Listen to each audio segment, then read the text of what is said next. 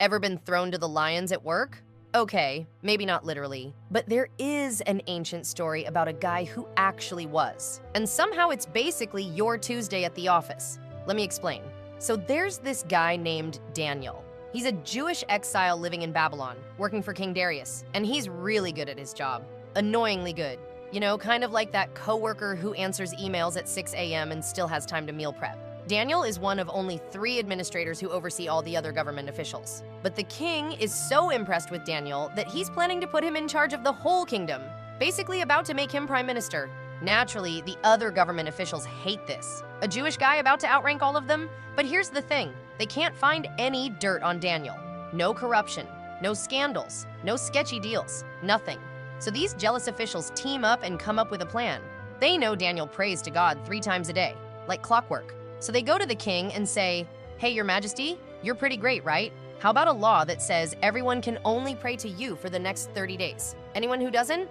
Lion's den." And the king, having the self-awareness of a golden retriever, is like, "Love it. Make it a law."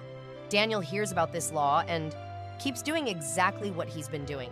Opens his window, faces Jerusalem, prays to God 3 times a day, doesn't even try to hide it. The man said, "I'm not about to let middle management dictate my relationship with God." The officials catch him, snitch immediately, and the king is stuck. Because even kings can't break their own laws. Apparently, that was a thing. So with a heavy heart, the king throws Daniel into a pit of lions. But plot twist, God sends an angel to shut the lions' mouths. Daniel spends the night in there like he's at a petting zoo. Next morning, the king runs over, and Daniel greets him. "Morning, boss. Lions were cool." The end. Justice served. Lions fed. Daniel promoted. So what does this have to do with us? Here's the thing. Most of us won't face actual lions, but we will face moments where standing up for what we believe costs us something.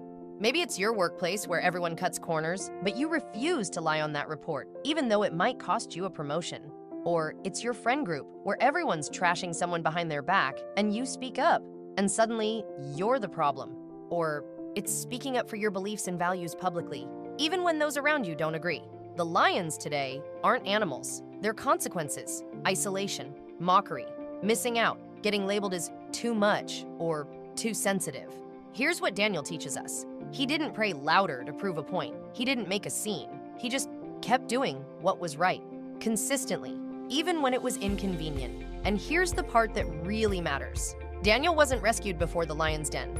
God protected him in it. Sometimes faith doesn't mean God removes the hard situation. It means he walks through it with you and gives you supernatural peace in the middle of the chaos. When you choose to honor God, even when it costs you something, he shows up. Maybe not always the way you expect, but he's faithful. Daniel's story isn't just about one guy's courage. It's about a God who protects his people when they refuse to compromise. Will an angel literally show up and close people's mouths when they're coming at you? Probably not, but you might find a courage you didn't know you had, or a friend who backs you up, or a weird sense of peace that doesn't make logical sense. So here's my question for you. What's your lion's den? What's that one thing you know you should do, but you're scared of the cost? You don't have to be perfect. Daniel wasn't either. You don't have to have it all figured out. You just have to decide that your integrity is worth more than other people's approval. Thanks for watching. If this hit home, drop a comment with your modern lion's den moment. And remember, don't let the haters feed you to the lions. You got this.